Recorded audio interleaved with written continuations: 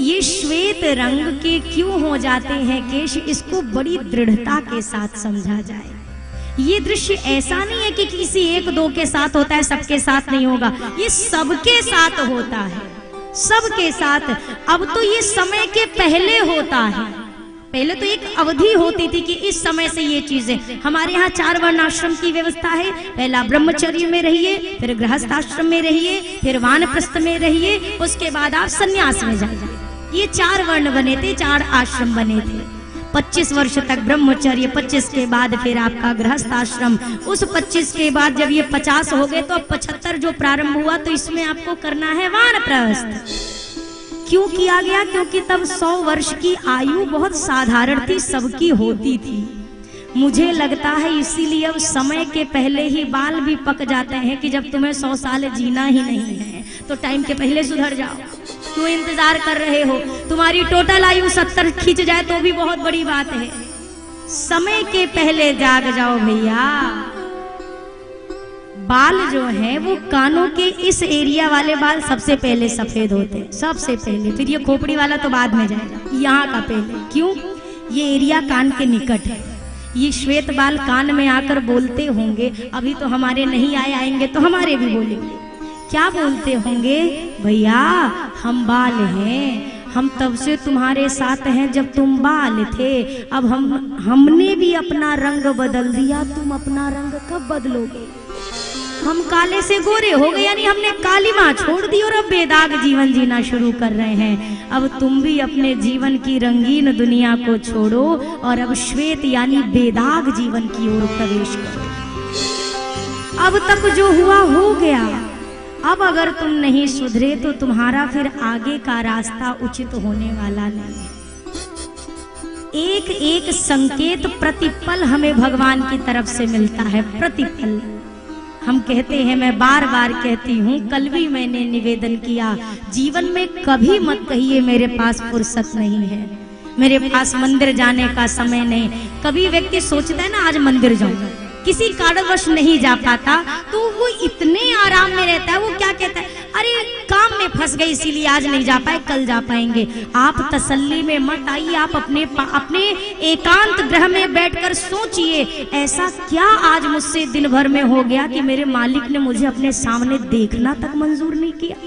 मैं तो सुबह से ठान के बैठा था मैं मंदिर जाऊंगा, ऐसी क्या चूक हो गई मुझसे कि उन्होंने मुझे अपने सामने नहीं आने दिया। मनुष्य वो चीजें बहुत ध्यान से सोचता है जो उसके हाथ की नहीं है, और उन चीजों को सोचना भूल जाता है जिसे वो अपने हाथ में रखकर कुछ तो उसमें बदलाव करके जीवन जी सकता है। मनुष्य धन की चाह करता है, धन की चाह करना बुरी बात नहीं है, धन पर पूर्णतः आश्रित हो जाना बुरी बात है।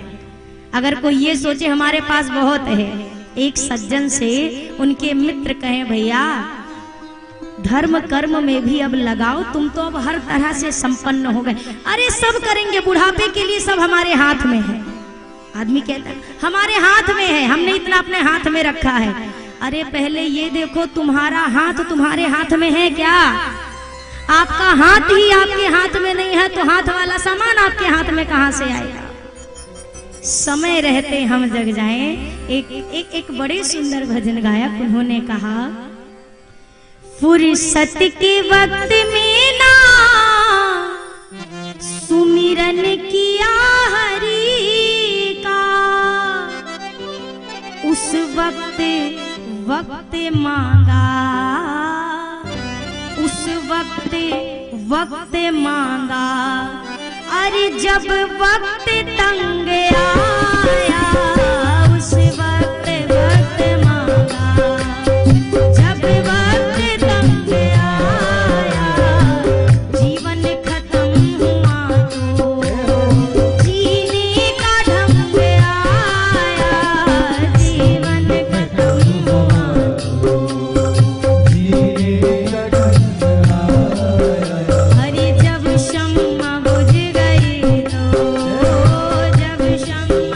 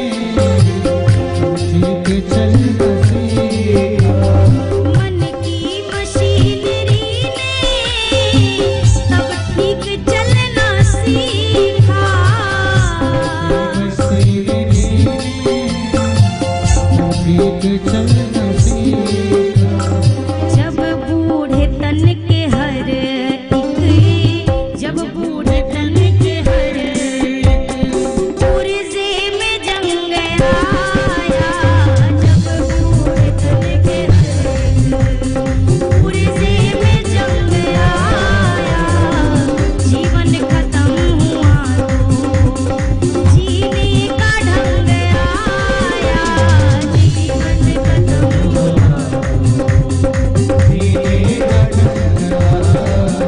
अरे जब शम्मा बुझ गई तो, जब शम्मा बुझ गई इस महफिल में रंग आया, जब शम्मा बुझ गई तो महफिल में रंग, अरे जीवन खत्म हुआ तो जीवन खत्म हुआ तो जीवन खत्म हुआ,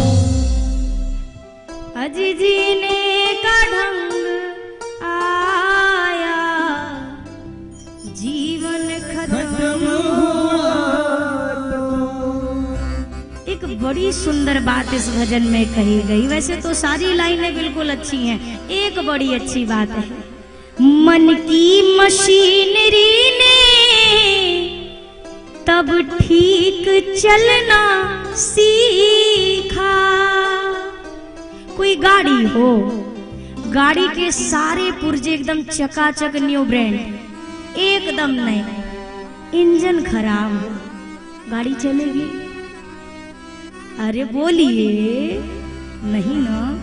इंजन बहुत नया हो और पुर्जे खराब, ब्रेक फेल है, लाइट गायब है, चलेगी? समझिए, मन की मशीनरी ने तब ठीक चलना सीखा, जब बूढ़े तन के हर एक पुर्जे में जंग। गाड़ी तभी चल सकती है जब दोनों ठीक रहेंगे। बहुत बढ़िया इंजन लगा लीजिए, ब्रेक फेल है, कहाँ ठुक जाएंगे क्या पता, खुद तो ठुकेंगे, सामने वाले को भी ठोकेंगे। यहाँ पर संकेत किया गया, जीवन में जब तक हमारी युवानी रहती है तब तक हमारा मन हमारे वश में नहीं रहे। मन नहीं कर रहा आज माला करने, कल कर लेंगे। मन नहीं है आज कथा सुन, कल चले जाएंगे। मन नहीं कर रहा आज पाठ करने का, कल कर लेंगे। इतना मन किया, जब तक तन ठीक था, तन के पुर्जे ठीक थे, तब तक मन का इंजन खराब था। अब बुढ़ापे के समय जब खाट पे पड़े तो मन का इंजन ठीक हो गया, अब गैरेज में पहुंच गया ना। अब मन का इंजन ठीक हुआ, मन का इंजन कह रहे चलो ना आनंद धाम बगीचा में कथा हो रही, सुन के आते। तो पुर्जे कहते हैं जब हम ठीक थे तो तुम खराब थे, अब तुम ठीक भये तो हम खराब। जब बूढ़े तन के हर एक पुर्जे में जंग आ गया भाई। अरे जो नट बोल्ट एक जगह टिका रहेगा तो जाम ही ना हो जाएगा। इसीलिए तो आपसे ठोक के ताली बजवाते हैं कि पुर्जे ना जाम हो। पुर्जों में जंग नहीं लगना चाहिए। यहाँ पर फुर्सत के वक्त में ना सुमिरन किया, हरि का उस वक्त मांगा। किससे मांगा? ऊपर से। जब बुलावा आ गया, हम बहुत पहले कई वर्ष हो गए एक भजन गाया करते थे, गाऊंगी नहीं। स्वर्गा से आयो है संदेशा, बुलावा आयो राम को। राजस्थानी एक भजन है। जब बुलावा आया तब उस समय जीवात्मा क्या कहता है? प्रभु 1 मिनट प्रभु माने दे दो, बेटा से करूं बात। पेटी में सब गहनो धरियो, सब बेटन में दू बांट रे, बुलावा आयो राम को। बड़ा लंबा भजन है। बेटा से किया, बेटी से किया, पति से किया, बहुओं से किया। जब सब से बात हो गई तो अब ठाकुर जी ने कहा महतारी अब चले कि और एक आध बचे हैं रिश्तेदार। तो कहती है प्रभु 1 मिनट प्रभु मोहे दे दो, आपसे कर लूं बात। आपसे जरा एक बात करनी है। क्या बात करनी है? प्रभु जीवन तो मेरा बीत गया, भव सागर से पार करो मोही, अजियब की रख लो लाज रे, बुलावा आयो राम को। जब जीवन में समय था तो बेटा बेटी धन की पेटी सब याद रही, पर भगवान नहीं याद रहा। और जब बुलावा आ गया तो अब आखिरी में मनुष्य कहता है थोड़ा तो समय दे दो, भगवान से बात कर लो। एक व्यक्ति जिसकी मृत्यु हुई, अब उसकी अर्थी ले जाई जाने लगी। कहते हैं ना कि मृत्यु के बाद बहुत देर तक आत्मा शरीर के अगल बगल भटकती रहती है, क्योंकि बड़ा मोह होता है उसे आत्मा को शरीर से, वो जाना नहीं चाहती है छोड़कर, आस पास रहती है, इसलिए शव को अकेला भी नहीं छोड़ा जाता, भटकती रहती है। एक व्यक्ति की मृत्यु हुई, अब आत्मा भटक रही है और वो आत्मा पुकार पुकार के कहती है दुनिया से जा रहा हूँ, रोको ये दुनिया वालों, अरे यम खींचता है मुझको, पकड़ो तो इसको प्यारो, ले जा रहा है, जरा कोई रोको ना मुझे। नोटों की 20 बंडल छाती पे मेरे रख दो, धनवान में बड़ा था, निर्धन न करके मारो। अरे इतना मैंने जीवन भर कमाया, जाके तिजोरी से क्यों नहीं निकाल के लाते, 10-20 बंडल मेरी छाती पे रखो। अपने लिए किया था और मेरे ही साथ ना जाए तो क्या फायदा। तुम जानते हो मैं था कपड़ों के मिल का मालिक, तुम्हें पता है ना हमारी कपड़े की फैक्ट्री थी। अब तन पे एक कपड़ा, इसको तो ना उतारो, एक कपड़ा पड़ा है तन पे, इसको तो अलग मत करो। कहते सदा यही थे तेरे साथ ही मरेंगे। आपको भी बहुत ऐसे रिश्तेदार मिलेंगे, चिंता मत करिएगा। मिलकर क्या कहेंगे, तुम चिंता मत करना, तुम्हारे साथ ही जिएंगे और तुम्हारे साथ ही।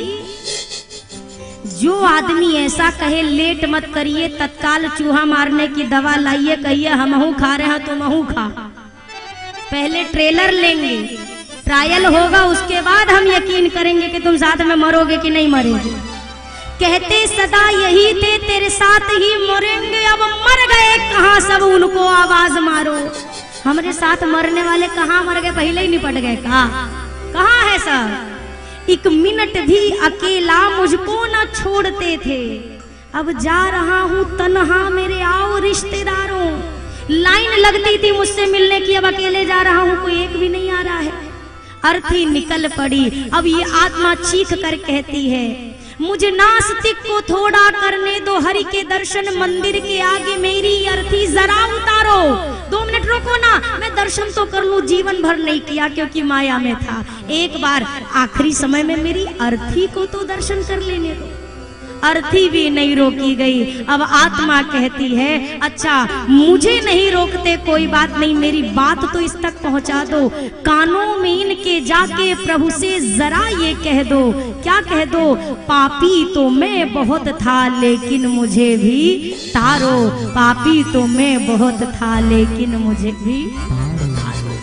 पर जीवन के इस अंतिम समय में इस चीज का भैया कोई लाभ होने वाला नहीं है।